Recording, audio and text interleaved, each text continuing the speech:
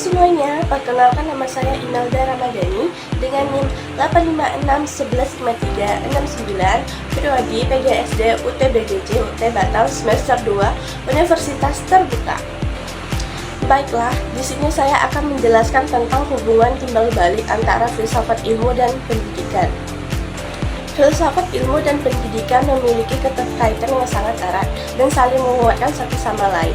Filsafat ilmu memberikan landasan berpikir dan mendalam, sedangkan pendidikan menjadi ruang yang nyata tempat penerapan dan mengembangkan gagasan tersebut. Hubungan ini berlangsung secara timbal balik, saling mempengaruhi dan memperkembangkan satu sama lain. Poin pertama, cara filsafat ilmu mengamati dan memperkuat ilmu pendidikan. Filsafat ilmu berfungsi sebagai landasan yang mengamati dan meneguhkan kedudukan ilmu pendidikan sebagai suatu bidang keilmuan yang sah dan bermakna.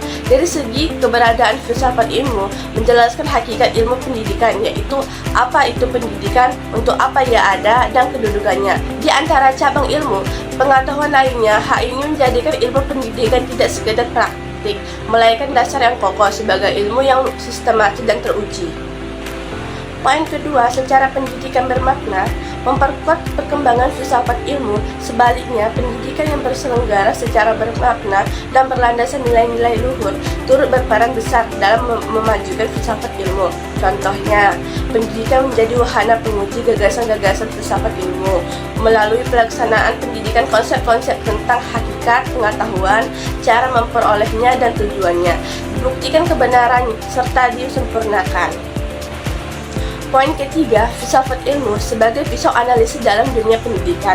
Filsafat ilmu sering disebut sebagai pisau analisis yang tajam untuk membedakan sebagai persoalan dan pendidikan yang dilakukan melalui tiga landasan utama. Yang pertama, ontologi. Menjadi pertanyaan apa hakikat pendidikan, ia membantu membedakan apa sebenarnya hakikat peserta pendidik, hakikat pengetahuan, hal yang menghindari kita dalam pandangan yang sempit atau keliru dalam memahami dunia pendidikan. Nomor 2, epistemologi. Menjawab pertanyaan bagaimana pengetahuan dalam pendidikan diperoleh, disusun dan diuji kebenarannya. Ia membantu menganalisis cara belajar yang paling tepat, metode pembelajaran efektif, serta memastikan kebenaran ilmu yang disampaikan. Yang ketiga, aksiologi.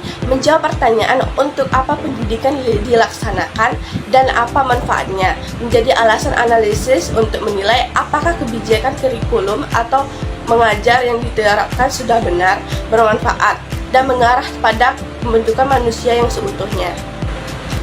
Poin keempat, contoh penerapan nyata filsafat ilmu dalam pendidikan.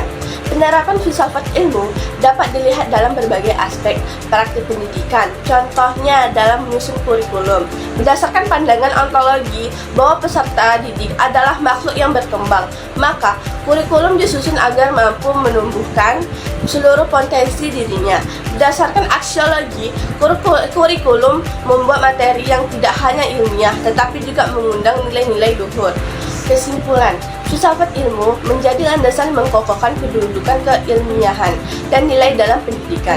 Sebaliknya, pendidikan menjadi saran yang menghidupkan, menguji, dan mengembangkan gagasan-gagasan filsafat ilmu.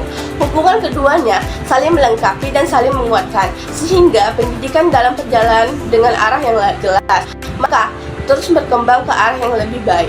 Baiklah, itu saja penjelasan dari saya ucapkan terima kasih. Wassalamualaikum warahmatullahi wabarakatuh.